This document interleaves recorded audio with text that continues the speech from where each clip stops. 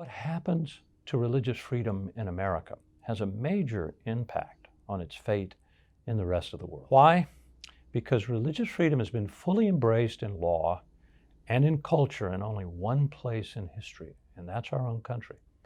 Here and only here is the free exercise of religion a constitutional right guaranteed to all of us and all of our religious traditions. For over 200 years, Americans have viewed the right of religious freedom as the first freedom because it's the freedom upon which all the others are built. Today, growing numbers of Americans and American institutions, especially our culture-forming institutions, are buying into a pernicious lie that religious freedom is a front for bigots and haters and even racists. The results of this perception are devastating to religion in America. So let me give you a few examples how the lesson is being taught in our law and in our culture. My first example is the June Supreme Court decision called Bostock, which was written by conservative Justice Neil Gorsuch and joined by conservative Chief Justice John Roberts.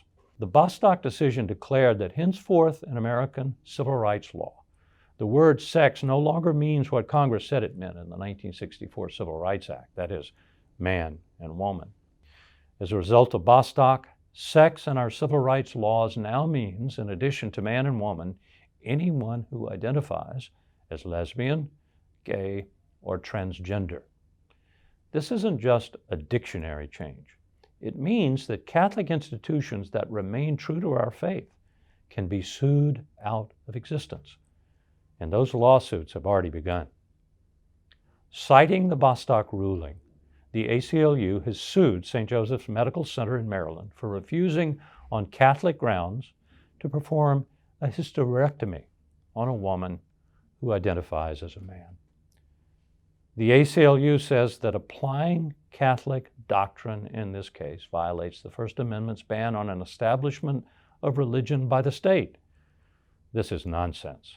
The purpose of the Establishment Clause is to protect religion from the state, not the reverse. The founders wanted religion in our public lives, which is why they gave us the constitutional guarantee of the free exercise of religion. Finally, this is a statement from the chairman of the Civil Rights Commission of the United States. He says religious freedom is a front for haters, bigots, racists, Christian supremacists, and all the rest. When this report came out in 2016, the Religious Freedom Institute did what it does. It gathered a coalition of Christians, Jews, Muslims, Hindus, Buddhists, and others. We sent a letter to President Obama asking him to repudiate this dangerous and irresponsible statement from a government official charged with protecting the civil rights of all Americans. Ladies and gentlemen, we have allowed the opponents of our faith and of religious freedom in America to paint religion in general and Catholicism in particular as bigoted. And religious freedom is a front for bigots and haters. This is a threat to us, to our faith and our nation. And let me repeat what I said in the beginning. It's also a threat to Catholics and other religious minorities around the world. In China, for example, as you see here, Catholic bishops, priests, and lay people are under enormous pressure to abandon the faith and join the Communist Party's version of Catholicism. Let me end by addressing my second question. What's our responsibility to our faith and to religious freedom in America and to others around the world?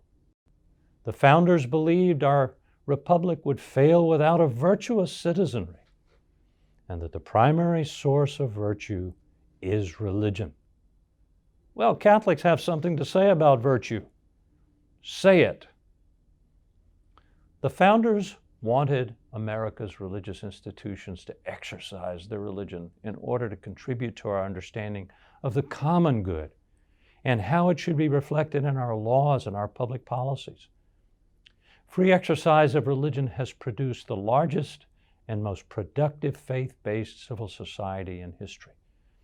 Catholic hospitals, schools, charities, nonprofits are a major part of that story. One study estimates that religious institutions, including Catholic institutions, add $1.2 trillion to our economy annually, more than Facebook, Google, and Apple combined. So let me sum up. I have 5 brief suggestions. First, and most obvious, pray. Ask God's assistance in defending religious freedom and giving us courage to witness our faith.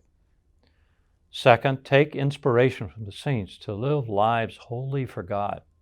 Today, that's got to include defending religious freedom. Third, vote and engage in politics. Vote for candidates who support the truth and our right to express it. But understand something.